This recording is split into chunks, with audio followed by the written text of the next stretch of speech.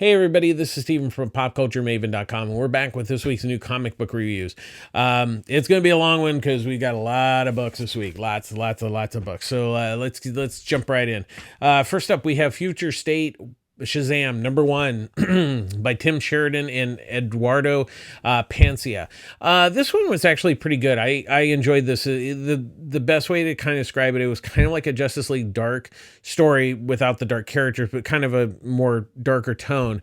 And Sheridan uses kind of a murder mystery, kind of to set up the plot here. I won't reveal the kind of the reveal behind the story, but I'll definitely give Sheridan points. I actually really enjoy this. I'm a huge fan of Captain Marvel, his real name, not Shazam. So this was actually really nice to see. So it'll be interesting to see, because it's pretty much Shazam. I mean, there's mentions of the Marvel family, but not too much. Pancia's artwork's actually really nice here. I think it really added a nice flavor to the story. He captured the nice darkness, or the darker tones of the story quite well. So that one actually was actually pretty good. Next up, we have Superman Worlds of War #1. So this one has 3 stories. The main story is by the new Superman writer, Philip Kennedy Johnson, and the artwork's by Mikel Janin. So it was really nice to, I guess this will give us a flavor of what maybe Johnson's going to do with Superman. Obviously, this is Future State. The story is, Superman's gone, but people go to Smallville now that, Clark has revealed his identity. That was done during the Bendis era. And so they go there to try to connect with Superman, try to find out about Superman, try to make money off of Superman. So that's interesting. And the cover gives it away that he's on the War World run by Mongol. That's kind of the setup for the story. We only get that towards the end of this issue, or the end of this story in this. So there's 2 other, excuse me. So actually, I really reading this story, I think Johnson's a really positive writer for the book. I think this is, it was just a really good story, and a lot of it really doesn't have Superman in it. So I think that kind of says a lot. There's 2 backup stories. There's a Mr. Miracle by Brandon Easton with artwork by Valentine DeLandro. They did the Mr. Miracle backup story in the next Batman, which I wasn't particularly overwhelmed with. This one fares much better. It's still kind of okay.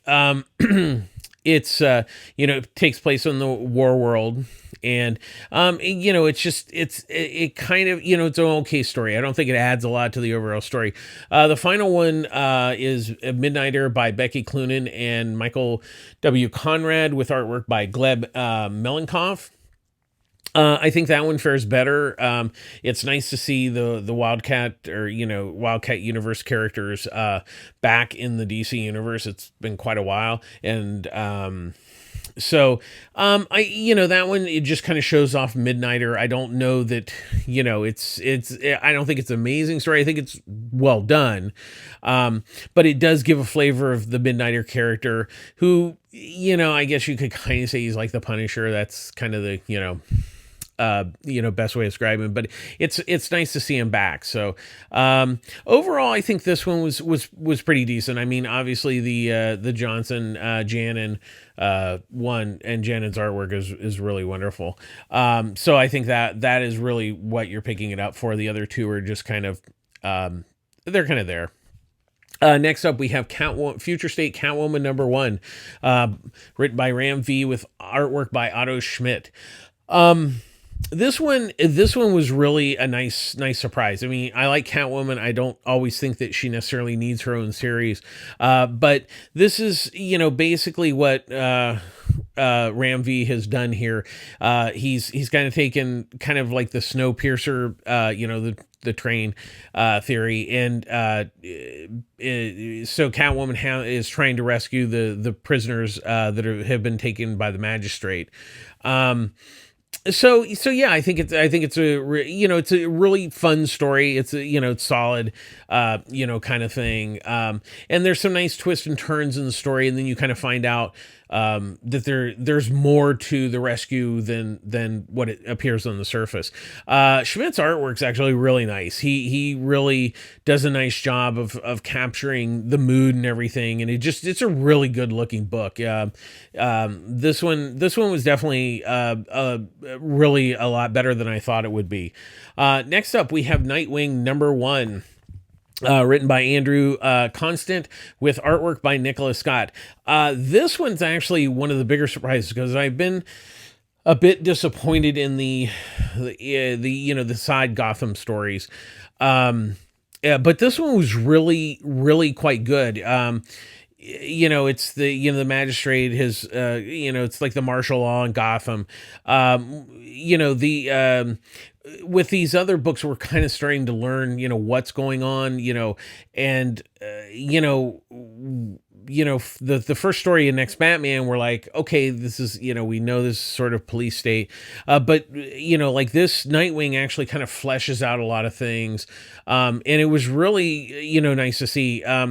Nicholas Scott's artwork, I'm a really big fan. She when they launched Rebirth, she was one of the artists on that book, and her artwork is really wonderful, and she really adds a lot to this, and it really is a nice looking book. And like I said, this was one of the bigger surprises, partially because I've been a little disappointed in some of the side Gotham stories. Next up, we have Immortal Wonder Woman #1, written by Becky Cloonan and Michael W. Conrad, with artwork by Jen Bartel. I think Becky Cloonan and Conrad are taking over Wonder Woman, so I guess you could kind of say this is kind of a test to see, what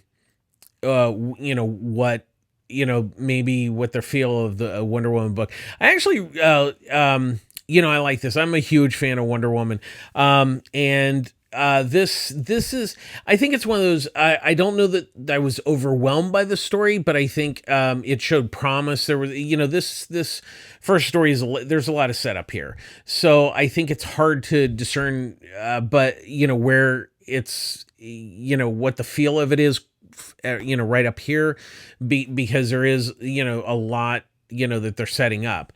It is interesting. Darkseid's in it, so that's will be interesting to see how that plays out. Jen Bartel's artwork's really nice. She's done a lot. She's been doing a lot of covers, and this is, I think, some of her first interior artwork for DC. So that was really nice. There is a backup story, a Nubia backup story, written by L.L. McKinney with artwork by Athea Martinez. I really like Nubia as a character, and it's nice to see. The problem I had was there was so much setup in this backup story that by the time you got to what's going on, it's like, okay, it's over. So that was the only thing that was disappointing. I think the kind of setup was kind of okay. It seemed to drag a little bit, which was the only problem, but we'll see if they're able to kind of pick it up after that. But the main Wonder Woman story is good, and I'm intrigued to see where they take it, and kind of when they take over the regular Wonder Woman book, to see what they do. So, in the last of the Future State, we have the Next Batman #2, written the main story written by John Ridley, with artwork by Laura Braga. The first issue was really good, and I think the thing is that because that first story was so good, this story is good, but in a way it's kind of a let down from that first issue. I still think it's good. And Ridley is still kind of delving into the police state that Gotham has turned into. I think it's just, it seems like a middle part of the story. Like it just, it's nice, but it really doesn't do a whole lot. So we'll kind of see. Hopefully, maybe the next issue will bring it back a little more. I did. Braga's artwork's actually nice, and she does a good job. I think it's just the story's a little bit underwhelming. So, but the art kind of helps it, kind of move it along a little bit better. There's two backups. The Gotham City Siren, written by Paula Sevenbergen, with artwork by Emanuela Lupacchino and Wade von Grauberger, or Badger. I'm sorry. That one was wow. That one was kind of a disappointment. Oh, I'm sorry. And before that was Batgirls by Vita Alvea, and artwork by Enke, Aneke. So we'll talk about Batgirls first. They're it's kind of a prison, all the Batgirls are in prison. It's kind of an okay story. It didn't really, I don't think it really grabbed me. I don't think it really did a lot. I mean, everybody's in prison and they're kind of pissed. So, they just didn't really do much. I mean, the story is okay, but it kind of sat there. The artwork by Anke is actually, it's good. There's a few times where it's a little stiff, but I don't think it's bad. It gets the job done, which is kind of about, where that whole thing lands. That final story, Gotham City Sirens, once again written by Paula Sevenbergen, and with artwork by Emanuela Lupacchino and Wade von Grodbadger. That was really disappointing. I think the problem with it was, I think the story, is decent, but I think the bigger problem is there's just so much dialogue after a while, and it's just like, just grinds on to where it really just, by the time I got to the end, I just didn't care. It was kind of honestly pretty disappointing. So overall, next Batman #2 was kind of a letdown from the first issue. So we'll kind of, hopefully they'll bring it back in the third issue. So now we're done with Future State, so we'll get to the regular books. We have Crimson Flower #1, excuse me, by Matt Kent and Matt Lewinsky. This was really interesting. I really like Matt Kent's stories, and it's interesting when he does, compared to his own stuff, when he does collaborations like this.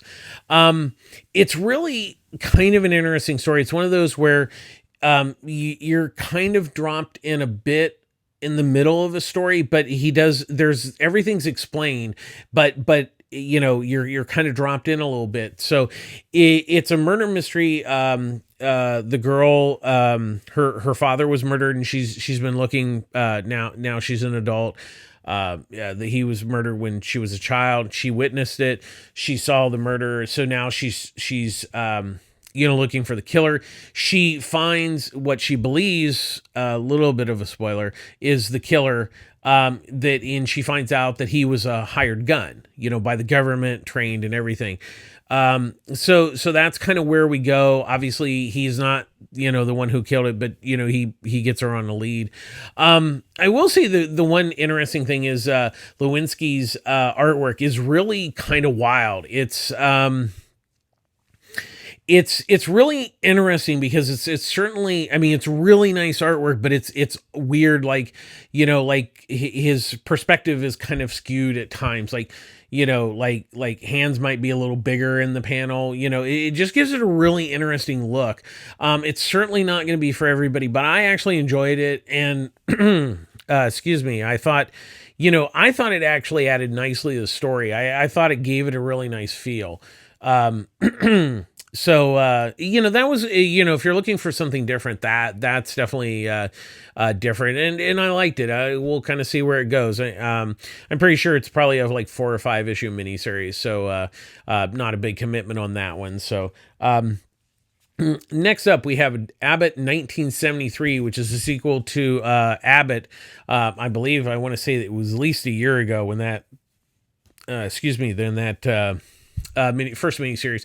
The good thing is the first 2 pages explains the story from the first miniseries, so get you right up to speed. If you've never read it, it's a nice recap. It's really nice to see, especially since it's been a while since that first series came out. I'm sorry, it was written by Saladin Ahmed with artwork by Sami Kevla. It's really, so she's a reporter, and she kind of has superpowers, and so what it is there's I guess you could say the villains are kind of like the supernatural seven, it's all about magic and stuff like that, and they're kind of pissed that one of the members was rogue in the first series, and they're like, oh well, he went rogue, but she's still a problem, so we're going to take care of her. And so we have like her life, kind of the normal everyday, like newspaper, a black run newspaper in the 1970s. So you have that whole we're starting to see, there's the women's rights movement. We're still, there's still a lot of bigotry, and so that Ahmed really does a nice job of balancing all those things out while still telling the story, and I really like it. It's really good. Kevla's artwork is really nice in the book. Does a really wonderful job of bringing it all together, and I like how there's different, like at the beginning there's like a slightly different style, but there's a reason for it, and it's actually really nice. And one thing about the artwork is, I always say, if somebody's able to do really nice artwork when it's just like pure dialogue, when characters are just talking, that's really a really good artist. So a lot of it's just dialogue, and it's really good. If you haven't read Abbott, like I said, you can totally pick up this second miniseries, and you'll be fine. But I would say if you do enjoy this first issue, you really might want to go back, because the first miniseries was really quite good, and it is available in trade paperback now. So next up, we have Iron Fist: Heart of the Dragon #1, written by Larry Hama with artwork by David Watcher. Hama is an old school writer. He wrote G.I. Joe like forever and a day. It's always nice to see Iron Fist. I think he's one of the, yes, you do see Power Man. He is in there. This is pretty big. So the basic story is that the bad guy's Taskmaster is, stealing dragons' hearts. We don't know why. And then, Iron Fist has to, he's like, why are they stealing, Dragon's heart? And then he remembers that, Power Man has a baby dragon at the house, so he heads back, and fighting ensues. This is, the story's good, but it's pretty basic. I mean, there's not anything in here that you're gonna read that is going to be, oh my God, that's so new and fresh. And that's fine. I think it tells the story well. I think there's just, there's nothing really surprising about it. Which is not necessarily a bad thing. I mean, you kind of get what you pay for. And you get Iron Fist, and you on the side, you kind of get Power Man. Hama does a nice script. It's it's by the numbers, but I think it's well done for what it is. The artwork by Watcher is actually pretty good. I think there were a few times where there was, just a tad of little inconsistency, but overall it didn't really affect anything. Gives it a nice look. It's pretty basic stuff here. So once again, it's not, mind-numbingly, oh my God, it's brilliant. But, it gets the job done. And if you're okay with that and that's what you're looking for, then, that's what you get. Next up, I Breathe the Body Rain Like Hammer #1 by Brandon Graham. Graham just does his own things. When he does a book, he does the story and the artwork. It's just the best way to kind of describe it. It's ethereal. It's kind of a stream of conscience. In some ways, I mean, the story doesn't really, have sort of a beginning, middle, and end. It's like you're kind of dropped in. It's about this guy who lives in it's a city that moves. So there's that, but that's, it's really not really explained. I mean, it's just, it's literally this guy's daily life. Like, he goes to work, he eats, he watches his favorite show on television. That's pretty much it. But I think the thing that's amazing about it is just even in, the story is very basic. I mean, there's really not much to it, but it's what Graham does with that. It is just the books that he does is just a feeling. And this certainly is not going to be for everyone, but if you're really looking for something that just kind of is just, it's just nice. I mean, it's just, like there's pages where there's just, with the artwork, there's just, some of it's just like cityscapes and stuff like that. And really kind of nothing's happening, but it kind of is in a way because you're seeing like the scope of all this. But then there's times where he's just sitting there watching TV. It's kind of a day in a life, but it's just really intriguing. And like I said, especially his artwork is just absolutely just stunning. It's just something, it is what it is. And if you're looking for something really unique and really just, kind of like, it floats as you read, I don't know how else to describe it. It's absolutely amazing in that respect. I mean, I loved it. But but I will say it's not going to be for everybody. But if you're definitely looking, kind of outside the box, kind of like storytelling and stuff like that, this is definitely, a must read. I really, really enjoyed it. Next up, we have I Breathe the Body #1 by Zach Thompson, with artwork by Andy McDonald. Wow. The problem is the story is not bad. The problem is that this first issue really doesn't go anywhere. I mean, it sets up. It's all exposition. It's it's about this kid who's like the king of social media, and then we learn that his father runs like the Twitter company type thing, and that's really all we learn in this first issue. They're really, there's kind of a weird, set up in the beginning in the past, we assume, because it's not really said.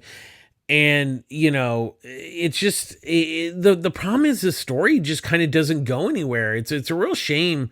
Because I think there's some really good ideas here, but when you have an issue that just has exposition and doesn't really explain much of anything, it just kind of, he really misses the mark.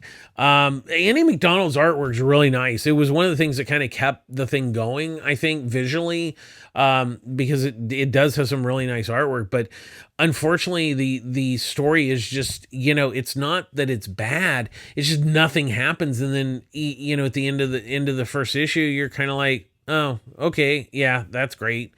So yeah, this one kind of missed the mark this week. Next up we have, Maestro War and Pax #1, written by Peter David with artwork by Javier Pina. This is, I don't want to really say it's a sequel to the last Maestro miniseries that just finished up. It kind of is. It's just basically it's kind of issue, what, 5 or 6 from that. That's really what it is. I mean, it's a new number one, but it really just kind of continues the story of the kind of the origin of Maestro was kind of the last one, and this just is a continuation of that. Look, I'm a big Peter David Hulk fan, so anytime Peter David does Hulk, it's like, shut up and take my money. This one, it's really nice. I don't think you have necessarily had to have read the last storyline. I think it helps, but ultimately the story does kind of stand on its own. It's just continuation. I do think you at least need to read the original Maestro Future Imperfect story that Peter David and George Perez did to at least know who the character is. If you don't know who the character is, then yeah, I certainly would not start here. But on that, that aside, I actually really enjoyed this first issue. It was a nice setup. I think it's, David continues to kind of peek into this world and, kind of, add more layers that we never really saw. So it's really good. Javier's Pina's artwork is just really, really nice. He gets it. There's nice action in it, but there's a lot, there's just a lot of story. David just knows how to do it, and Pina does a great job on the artwork. So, once again, if you've been reading this is really good stuff. But not a good place to start. Next up, we have Batman and Catwoman number 2. This is continuing. This is, I guess really the final Batman arc that Tom King is writing, and the artwork by Clay Mann. This continues from the first issue, where we have the juxtaposition of, in the future with Catwoman and Joker, like the old folks home type thing, and then we have, kind of the current story with Batman and Catwoman in Gotham.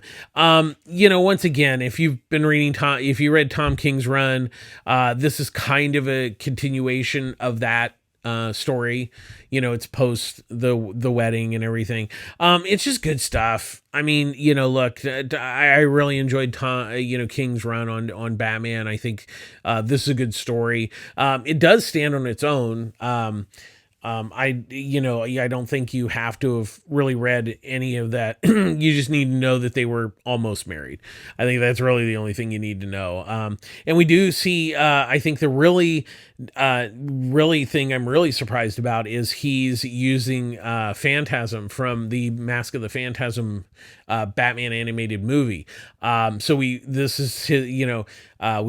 see him in this in this second issue, just glimpse. So obviously King is a big fan of that, of Batman the Animated Series. It's really nice to see it back. What can you say about Clay Mann's artwork? It's just really, really gorgeous stuff. I mean, this is a really good looking book. I mean, he just really brings his A game, and it really adds a lot to the story. So it'll be really interesting now that Phantasm's in the like I said, little bit in this issue, but I'm very excited to see what King does with that, because I think it's a great character. Next up, we have Barbalien Red Planet number 3. More of the fun Dark Hammer universe. What has been great about this book is, Barbalien is a really interesting character. He's basically the Martian Manhunter. But I love that Lemire has set this I'm sorry. Okay, so let's back up. Jeff Lemire and Tate Brombo writing, with Gabriel Hernandez Walda doing the artwork. Okay, now with that out of the way, so this takes place in the 70s. So we have, it takes place in San Francisco. So we have the AIDS crisis is beginning. Barbalien is gay. I mean, he's a gay Martian. So, there is the fact that he's been, kicked off Mars because he's gay. That's a bad thing in Mars, apparently. So then he comes to Earth, and now he's kind of dealing with that. And so I love that, Lemire and Bromble are really dealing with a lot of like social commentary with this story. It really it's that's what's been really great about the different miniseries is that they're able to do different things like this and touch upon subjects that don't quite fit into the main story per se.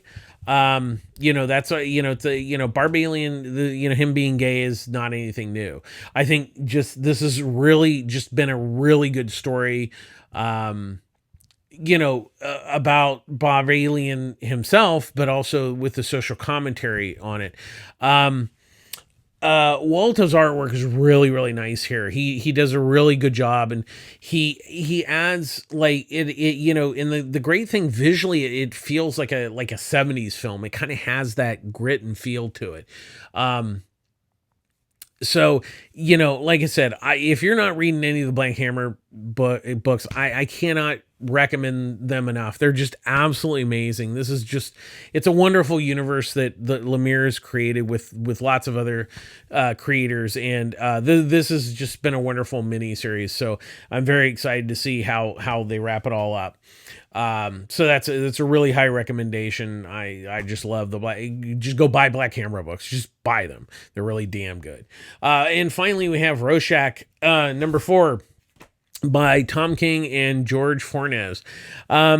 This is really interesting how, it's a book about Rorschach, but it really isn't a book about Rorschach. You kind of have the murder mystery of the kid and the person who we don't know who the Rorschach is in this story, but it takes place, it's post Watchmen. But I would say we're not up to say the Watchmen television series. So it's post Watchmen in that. So we're starting to see how like the girl who plays the kid, how she basically was kind of looking for a Rorschach. I don't know if she's, we don't know if she's looking for, has found the Rorschach. But she's found a Rorschach. So this particular story is about a strong man who she meets kind of on the circuit, because she's like not a magician, but like with her shooting skills, somebody will be tossing bottles in the air and she'll shoot them all. So he's like the strong man of the show. It's kind of like a kind of I don't want to say freak show, but kind of like a circus. And, she's part of that. So, we that's what each issue has kind of been. We see her in it's still her story, but we're seeing how it kind of leads up to like, we've seen, her trying to, assassinate the president. But now we're starting, because the detective is now trying to figure everything out. We're starting to see these stories that are past stories that has led up to that event. First of all, the Watchmen universe is, I think, I'm not one of those people. I mean, yes, the original graphic novel is seminal work, but I don't think it's like you shouldn't be able to tell stories. And I think the thing is the King is really taking the right approach to where it's in that universe, but it's its own thing. He's not really treading on Moore and Gibbons, what they accomplish. He's not just saying, oh, well, here, this is just kind of a sequel. No, he's using that richness of that world and those, the characters, but taking, kind of a jumping off point.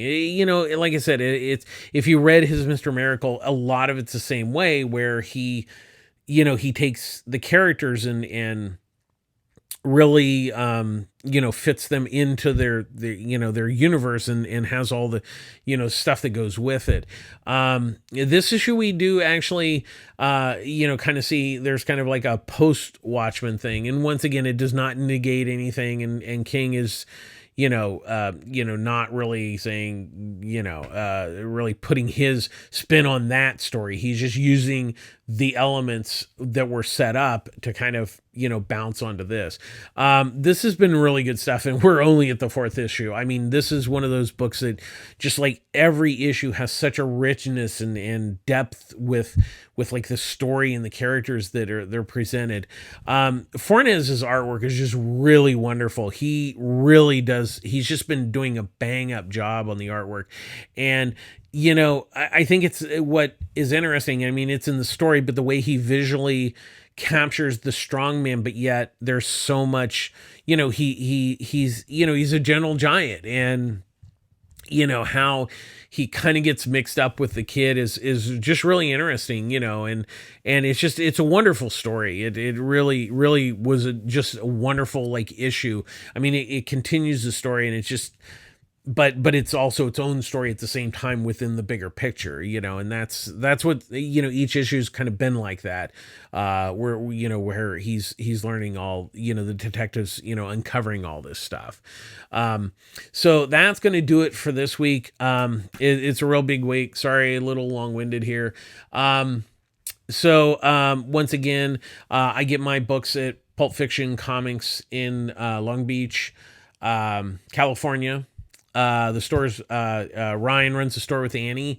Really good store. Really great. They offer trades at 30% off every day, so that's a good deal. And if you do a pull box with them, you get 20% off your new book. So that's a good deal. They also have a sister store in Culver City, Pulp Fiction Culver City. They have a really good team up there. I go there somewhat often, and they run a good shop. It's a lot bigger location, so they're able to carry more stuff. So if you don't find something at the Long Beach store, you can definitely go to the Culver City store. They're two really good stores. Once again, I always point out, support your local comic shop. I know times are tough right now, but if you can support your local comic shop, it's great. Obviously, we're still in pandemic mode, so please make sure that you're wearing your mask, social distance, try not to keep your bubbles, try not to interact with people too much. If you do, make sure you're wearing your mask and social distance, and and make sure you be safe out there. It's really tough right now. It's been a wild week, to say the least. So just be safe out there. So that's going to do it this week. We'll be back with next week with more reviews. So once again, be safe, be kind, take care of yourselves. All right, bye.